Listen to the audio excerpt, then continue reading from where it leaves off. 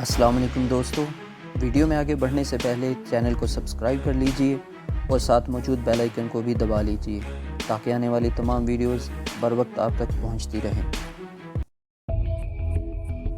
वो चिल्ला रहा था, हरामजादो, देख लूँगा, आज सबको देख लूँगा, आज गोलियाँ चलेंगी। उसके जाने के बाद बाकी अफराद भी उसी तरह गालियाँ बकते और धमकियाँ देते हुए गोदाम की तरफ निकल गए। उनमें से अक्सर के चेहरों पर तसल्ली बख्श चोटें आई थीं। राह फरार इख्तियार करते वक्त उनके चेहरे हैरत ज़दा थे। यकीनन उन्हें हरगिज़ तवक्को नहीं थी कि एक अकेला शख्स इतनी शदीद मज़म्मत करेगा और उन्हें आनन फानन आगे लगा लेगा। उस सारे वाक़े के दौरान में फ़िश फार्म का चौकीदार गुलजार दम बखुद खड़ा रहा था। अब भी वो कांप रहा था और उसकी आंखों में दहशत थी।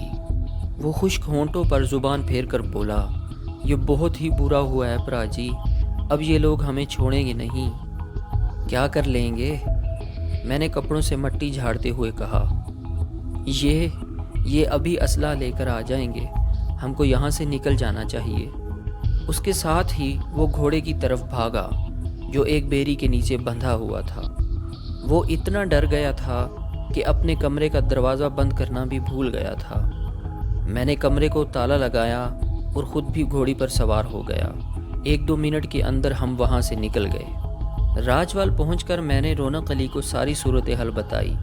उसका रंग भी जर्द हो गया।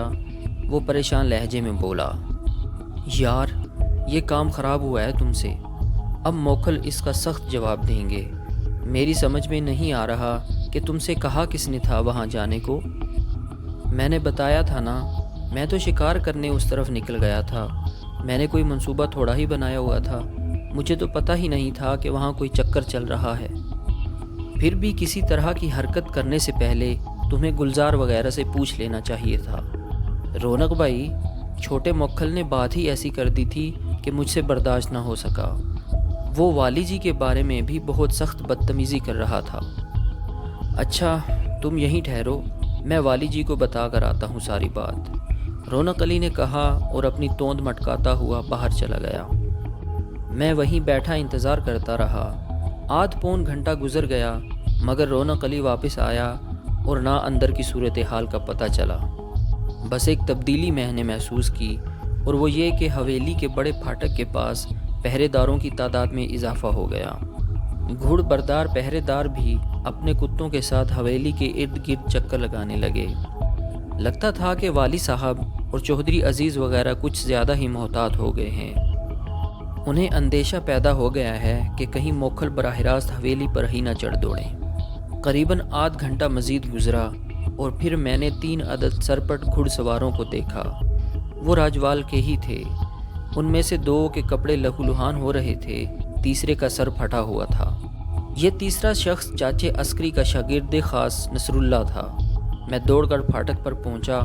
क्या हुआ नसरुल्लाह? मैंने पूछा। वो कराहते हुए बोला, मोखलों ने डेरे पर हल्ला बोला है। 30-35 बंदे थे, उन्होंने गोलियां भी चलाई हैं। डेरे के 2 कमरों को आग लगा दी है। मैं तवील सांस लेकर रह गया। तो ये था मोखलों का जवाब। उसी दौरान वाली जी, चौधरी अजीज़ और रौनक वगैरह भी बाहर आ गए। वाली जी का रंग उड़ा हुआ था। उन्होंने ज़रा नाराज़ नज़रों से मेरी तरफ देखा, फिर नसरुल्लाह वगैरह की तरफ मतवज्जो हो गए।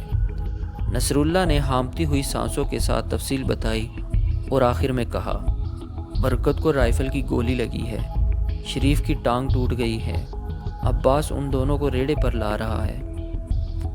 मुल्तानी को वो लोग अपने साथ ले गए थे, पर कुछ आगे जाकर उसके मुंह पर कालक मलकर उसे वापस भेज दिया है। अब्बास मुल्तानी वगैरह के कारिंदों के नाम थे। इसी दौरान में वो रेड़ा भी नज़र आ गया जिस पर दोनों ज़ख्मी आ रहे थे। रेड़े पर रुई का गद्दा बिछाकर दोनों ज़ख्मियों को उस पर लिटाया गया था। बरकत नामी कारिंदे को राइफ़ल की गोली लगी थी, मगर शुक्र का मकाम था कि बाजू का गोश्त फाड़ कर निकल गई थी। हाँ, शरीफ की टांग टूट चुकी थी और रेड़े पर लगने वाले झटकों ने उसे अधमुआ कर दिया था। डेरेदारों की हांडी रोटी पकाने के लिए एक दरमियानी उम्र की कश्मीरी औरत सफ़िया भी डेरे पर मौजूद थी। वो भी रेड़े पर आई थी और वो ज़ारो कतार रो रही थी। उसके साथ खींचातानी की गई थी। اس کے کپڑے کئی جگہ سے پھٹے ہوئے تھے، اسے کئی جگہ بے دردی سے نوچا گیا تھا۔ اس نے اپنے جسم پر نیلگوں نشان دکھائے جن میں سے خون رس رہا تھا۔ چودھری عزیز نے نصر اللہ سے پوچھا، ڈیرے کی آگ بجھائی ہے یا وہ بھی جلتی چھوڑ آئے ہو؟ نہیں جی، ڈیرے کی آگ تو بجھا کر آئے ہیں، پر پتہ نہیں جی کہ وہ خبیث پھر آ جائیں۔ وہ بہت غصے میں تھے جی، اور بار بار پوچھ رہے تھے کہ وہ تمہارا وڈا بدماش کہاں ہے، اس کو سامنے لاؤ، ہم ابھی اس کے ٹوٹے کریں گے۔ ہمیں نہیں پتہ تھا جی کہ وہ کس کی بات کر رہے تھے، لگتا ہے ہمارے کسی بندے کے ساتھ ان کا جھگڑا ہوا ہے۔ چودھری عزیز نے خشمگی نظروں سے مجھے دیکھا اور منہ میں کچھ بڑبڑا کر رہ گیا۔ کچھ ہی دیر میں مقامی حکیم اور پہلوان وغیرہ آ گئے، زخمیوں کی مرہم پٹی شروع ہو گئی۔ پہلوان نے، جسے خلیفہ جی کہا جا رہا تھا، شریف کی ٹوٹی ہوئی ٹانگ کے گرد سیدھی لکڑیاں رکھنے کے بعد پٹی لپیٹنا شروع کر دی۔ اس واقعے کے بعد حویلی میں ہلچل سی نظر آنے لگی، چہرے سراسیمہ دکھائی دے رہے تھے، سرگوشیاں کی جا رہی تھیں۔ تنہائی ملتے ہی چودھری عزیز مجھ پر برس پڑا، تمہیں کیا ضرورت تھی اس معاملے میں ٹانگ اڑانے کی؟ اور اگر اتنی ہی دلیری چڑھی ہوئی تھی تو پھر وہاں سے بھاگے کیوں تھے؟ ادھر ہی رک کر ڈانگ سوٹا کرنا تھا نا ان کے ساتھ۔ میں نے رونق صاحب کو سب کچھ بتایا ہے جی، جو کچھ ہوا بالکل اتفاقاً ہوا، مجھے بالکل بھی پتہ نہیں تھا کہ ان لوگوں سے پہلے ہی جھگڑا وغیرہ چل رہا ہے۔ میں نے وہاں سے آتے ساتھ ہی رونق صاحب کو ساری تفصیل بتا دی تھی۔ دراصل اس میں تھوڑی سی غلطی ہماری بھی ہے۔ رونق علی نے چودھری عزیز کا غصہ ٹھنڈا کرنے کی کوشش کی۔ ہم سمجھتے رہے کہ وہ لوگ حویلی کی طرف آئیں گے، پر وہ باغ والے ڈیرے کی طرف چلے گئے۔ سانپ کی لکیر پیٹنے سے اب کوئی فائدہ نہیں، یہ سوچو کہ اب کرنا کیا ہے، اس بات کو بڑھانا ہے یا یہیں ختم کرنے کی کوشش کرنی ہے؟ والی جی نے کہا۔ قریباً 1 گھنٹے تک صلاح مشورہ ہوتا رہا۔ اس واقعے کی خبر تیزی سے ارد گرد کے دیہات تک پہنچ گئی۔ والی جی کے عزیز، رشتہ دار اور ہم خیال زمیندار حویلی پہنچنے لگے۔ پھاٹک کے سامنے کئی ایک سجے سجائے تانگے جمع ہو گئے، کئی افراد کے ساتھ گن مین بھی موجود تھے۔ یہ گن مین کارندے اور کوچوان احاطے میں اور پھاٹک کے ارد گرد دکھائی دینے لگے۔ ان کے چہرے تمتمائے ہوئے تھے اور وہ بھڑکیلے لہجے میں باتیں کر رہے تھے۔ حویلی کی بہت بڑی بیٹھک میں دروازے بند کر کے کافی دیر تک صلاح مشورہ ہوتا رہا۔ کچھ دیر بعد چاچا عسکری باہر آیا اور اس نے مجھے بتایا کہ مجھے بھی اندر طلب کیا گیا ہے۔ میں اندر پہنچا۔ بیٹھک میں بڑے بڑے موڑھوں پر اور رنگدار پلنگوں پر اونچی پگڑیوں والے کوئی 2 درجن چودھری اور ذمہ دار موجود تھے۔ حقے گڑگڑائے جا رہے تھے اور چائے کی پیالیاں یہاں وہاں دھری تھیں۔ والی جی نے مجھے ایک موڑھے پر بیٹھنے کا حکم دیا اور کہا کہ میں واقعے کی تفصیل بتاؤں۔ میں نے وہ سب کچھ گوش گزار کر دیا جو پہلے کیا تھا۔ میں نے کہا، مجھے بالکل خبر نہیں تھی کہ وہاں فش فارم پر کیا چکر چل رہا ہے۔ ان لوگوں نے گالیاں دیں اور مجھ سے برداشت نہیں ہوئی اور میں لڑ پڑا۔ میں نے لڑائی کی ساری تفصیل بتائی، بیچ بیچ میں چودھریوں نے سوالات بھی کیے۔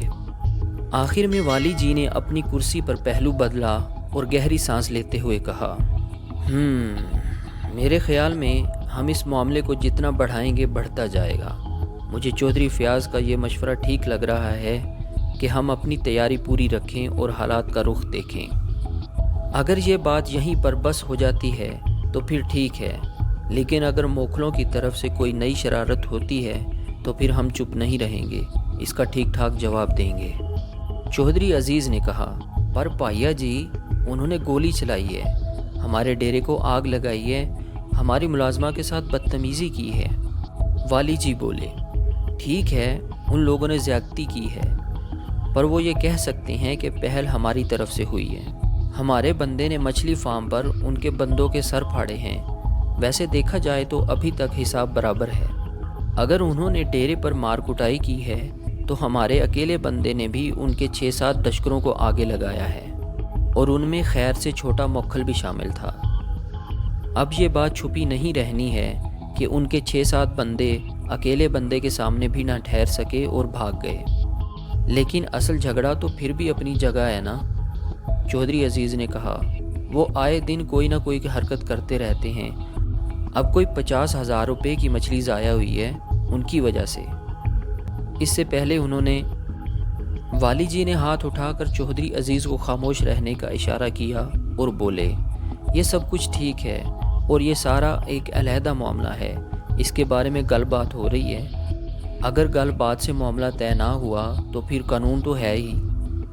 میری موجودگی میں 10-15 منٹ مزید بات ہوئی، پھر مجھے باہر بھیج دیا گیا۔ میرے باہر آنے سے پہلے 1-2 چودھریوں نے میری جی داری کی تعریف کی اور مجھے شاباش دی۔ گیٹ پر ایک ٹریکٹر ٹرالی کھڑی تھی، اس ٹرالی میں والی جی کے بڑے بیٹے اعجاز کے کارندے تھے۔ ان 15-20 افراد میں سے 3-4 کے پاس پکی رائفلیں تھیں، باقی بھی لاٹھیوں سے مسلح تھے۔ اعجاز والی جی کی پہلی بیوی میں سے تھا اور چاول صاف کرنے کا کاروبار کرتا تھا۔ باہر آ کر میں نے مچھلی فارم کے نگران گلزار کو ڈھونڈا اور اسے اپنے کمرے میں لے آیا۔ میں نے اس سے کہا، یار مجھے تفصیل سے بتاؤ یہ سارا معاملہ ہے کیا؟ گلزار نے کہا، پراجی جہاں تک مجھے پتہ ہے مکھلوں کا یہ گودام پہل چاول رکھنے کے لیے استعمال ہوتا تھا۔ یہ کافی پرانی گل ہے، کوئی 20 سال پہلے کی۔ ان دنوں ساتھ والی زمین بے آباد تھی۔ مکھلوں کے باپ نے، جو اب اللہ بخشے ہو چکا ہے، گندے پانی کا ایک پائپ ہماری زمین کے نیچے سے گزارا تھا۔ یہ پائپ آگے جا کر چھپڑ میں گرتا ہے۔ اب اسی پائپ کو بہانہ بنا کر مکھلوں نے رولا ڈالا ہوا ہے۔ وہ کہتے ہیں کہ زمین کے اندر سے ہمارا پائپ گزر رہا ہے اور یہ اس بات کا ثبوت ہے کہ یہ زمین ہماری ہے۔ دراصل پراجی ان کی نظر اس ساری کی ساری زمین پر ہے۔ میرے اندازے کے مطابق وہ والی جی کو اونے بونے پیسے دے کر یہ ساری زمین اپنے کارخانے کے لیے لینا چاہتے ہیں۔ اس کارخانے میں یہ لوگ کیا کرتے ہیں؟ میں نے پوچھا۔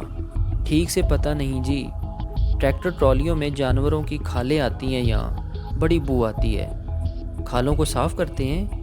ہاں جی، ڈاکیہ لطیف یہی بتا رہا تھا، کھالوں کو دھوتے اور سکھاتے ہیں۔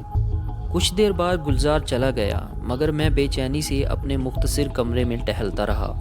میرا ذہن گھڑ دوڑ کا میدان بنا ہوا تھا، رگوں میں جوان خون اچھالے مار رہا تھا۔ میں صاف محسوس کر رہا تھا کہ والی جی کی حالت اس تھکے ہوئے بوڑھے بادشاہ کی سی ہے جو حالات سے سمجھوتا کرنے پر مجبور ہو چکا ہے۔ اس کا خیال ہے کہ جتنا وقت بھی خیر و عافیت سے گزر جائے غنیمت ہے۔ اس کی کمزوری اور مصلحت اندیشی اس کے ساتھیوں پر بھی اثر انداز ہو رہی ہے اور وہ بھی حالات سے نظریں چرا رہے ہیں۔ موکھلوں نے دھمکی دی تھی کہ وہ مجھے ڈھونڈیں گے اور میں جہاں بھی ملوں گا وہ میری ہڈی پسلی توڑ کر چارپائی پر ڈال دیں گے۔ تو میں کیوں اس انتظار میں رہتا کہ وہ مجھے ڈھونڈیں اور میرے ساتھ اپنا کھاتا کھولیں؟ کیوں نہ میں خود انہیں ڈھونڈ لیتا اور ان سے کہتا کہ بھائی جو سانپ تم نے نکالنا ہے آج ہی نکال لو۔ میں نے ساری صورتحال کا جائزہ لیا۔ اس وقت والی جی کے بہت سے عزیز اور یار دوست حویلی میں جمع تھے۔ 40-50 مسلح کارندے بھی جمع ہو چکے تھے۔ والی جی کے اپنے کارندے بھی الرٹ نظر آتے تھے۔ تو جو کچھ بعد میں ہونا تھا کیوں نہ آج ہی ہو جاتا۔ میں جو کچھ سوچ رہا تھا اس میں والی جی اور ان کے ساتھیوں کو ناراض ہونے کا خدشہ تو تھا، مگر میرا دل کہہ رہا تھا کہ خاموشی ہمیں زیادہ مہنگی پڑے گی۔ سپہر 2-2:30 بجے کا وقت تھا جب میں نے عسکری سے پوچھا کہ اب باغ والے ڈیرے پر کون ہے؟ کوئی بھی نہیں، سارے وہاں سے آ گئے ہیں۔ اس طرح ڈیرا خالی چھوڑنے سے تو ان کی ہمت اور بڑھے گی۔ دراصل موکھلوں کا ایک کھوہ ہمارے ڈیرے سے بس 2 پیلی یعنی کھیتی کے فاصلے پر ہے۔ ابھی موکھل پوترے ہوئے ہیں، اگر ڈیرے پر ہمارے بندے ہوئے تو پھر لڑائی ہو سکتی ہے۔ تو لڑائی کے ڈر سے اب ڈیرا خالی رہے گا؟ نہیں، بس وقتی طور پر۔ کل تک معاملہ ٹھنڈا ہو جائے گا تو نصر اللہ وغیرہ وہاں چلے جائیں گے۔ پر وہاں جو آگ لگائی تھی وہ پھر بھڑک اٹھی تو کیا ہوگا؟ ہاں یہ ڈر تو ہے، عسکری نے کہا۔ میں ڈیرے کا چکر لگانے جا رہا ہوں، میں نے پورے عزم سے کہا۔ عسکری نے مجھے گھورا۔ نہیں، یہ ٹھیک نہیں ہے، معاملہ بگڑ بھی سکتا ہے، اور یہ بھی ہو سکتا ہے کہ ٹھیک ہو جائے۔ آج کل کا رواج ہی یہ ہے، ڈرنے والے کو اور ڈرایا جاتا ہے۔ اور پھر میں اپنے ڈیرے پر جا رہا ہوں، کسی دوسرے کی حد میں تو نہیں گھس رہا۔ والی جی نے بہت ناراض ہونا ہے تو ہو جائے ناراض، نوکری سے ہی نکالیں گے نا۔ تم ان سے بات کر لو، ہو سکتا ہے وہ اجازت دے دیں۔ تم خود بات کر لو چاچا، ان سے کہنا خاور ڈیرے کا چکر لگانے گیا ہے، ہوا چل رہی ہے، دیکھنے گیا ہے کہیں آگ پھر نہ بھڑک اٹھے۔ چاچا عسکری مجھے روکتا رہ گیا۔ میں آنن فانن گھوڑی پر بیٹھا اور حویلی کے پھاٹک سے نکل آیا۔ ارد گرد موجود کارندے مجھے پرتجسس نظروں سے دیکھ رہے تھے۔ یہ بات ہر کسی کے کانوں تک پہنچ چکی تھی کہ اکیلے ایک بندے نے موکھلوں کے 6-7 بندوں کی دوڑ لگوائی ہے۔